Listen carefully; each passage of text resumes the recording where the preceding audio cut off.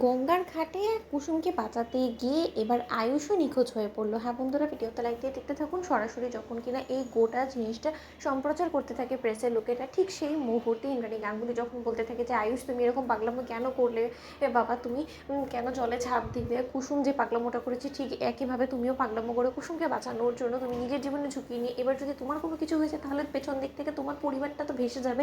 আয়ুষ তুমি কেন একবারও মাথা ঘামানোর চেষ্টা করলে না, কেন তুমি বুঝলে না, কেন তুমি ছেলে মানুষই করলে। আয়ুষ ঠিক সেই মুহূর্তে প্রেসের লোকেরা যখন বলতে থাকে যে কুসুম সরকারকে কি তবে কুপ্রস্তাব দেওয়া হয়েছিল, যার কারণে কিনা সেই সমস্ত কিছু সহ্য করতে না পেরে এক পর্যায়ে নিজে আত্মহত্যা করার চেষ্টা করছে। তবে কি এটাই আসলে মূলত কারণ যে গাঙ্গুলি গ্রুপ অফ কোম্পানিজ মূলত চেহারাতে সমস্ত লোকেরা যে পরিমাণে ভালো মানুষই দেখায়, তাহলে কি এর পিঠ পিছনে ঠিক কতটাই নোংরা তাদের উদ্দেশ্য কি আছে? এই কুসুম সরকারের গাঙ্গুলি গ্রুপ অফ কোম্পানিজের ব্র্যান্ড অ্যাম্বাসাডার আত্মহত্যা করার আসল কারণ ঠিক সেই সময় এই কথা বলা মাত্রই এক পর্যায়ে গুরুজি যখন বলতে থাকে যে ইন্দ্রাণী এটা কিন্তু যেটা হচ্ছে এখন এটা কিন্তু কোনো মতেই ঠিক হচ্ছে না। আয়ুষ কুসুমকে বাঁচাতে গিয়ে যদি কোনো মতে আয়ুষও নিখোঁজ হয়ে যায় তাহলে কিন্তু এই ফাড়া কোনো মতেই কাটবে না। আয়ুষের উপরে কিন্তু এমনিতেই ফাড়া আছে এবং আয়ুষের কিন্তু জীবনের ঝুঁকি আছে, ওর প্রাণ সংশয় হতে পারে, সেটা আমি তোমাকে আগেই সাবধান করেছিলাম।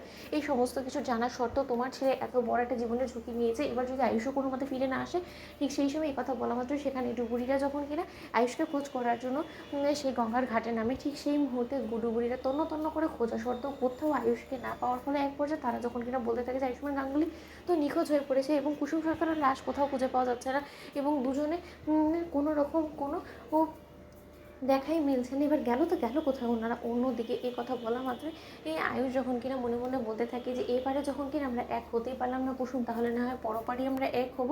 তুমি যখন আত্মহত্যার পথটাকে বেছে নিয়েছো, তাহলে তোমার এই আত্মহত্যা করার সিদ্ধান্তে আমি অনড় থাকবো এবং আমি তোমার পাশে আছি। ঠিক সেই সময় এই কথা বলা মাত্রই দুজনেই যখন কিনা নিখোঁজ হয়ে পড়ে, ঠিক সেই সময় ইন্দ্রাণী গাঙ্গুলি এক পর্যায়ে কান্নায় ভেঙে পড়ে এবং ইন্দ্রাণী গাঙ্গুলি যখন এই সমস্ত কিছুর পেছনে গুরুজিকে দোষারোপ করে বলতে থাকে যে গুরুজি আপনার কী এমন প্রয়োজন ছিল যে কুসুমকে এরকম একটা বিধান দেওয়ার, বলুন তো, যেখানে কিনা মেয়েটার প্রাণটাই দিয়ে দিতে হবে।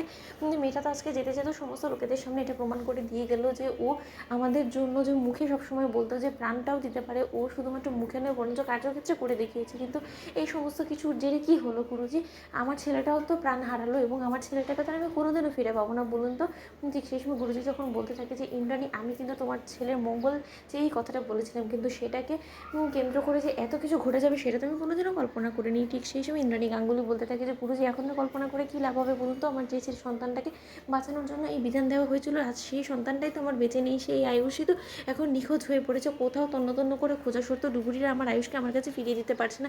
দুজনকে তো আমরা হারিয়ে বসলাম। তো বন্ধুরা, লাইক কমেন্ট শেয়ার করে সাবস্ক্রাইব করতে ভুলো না।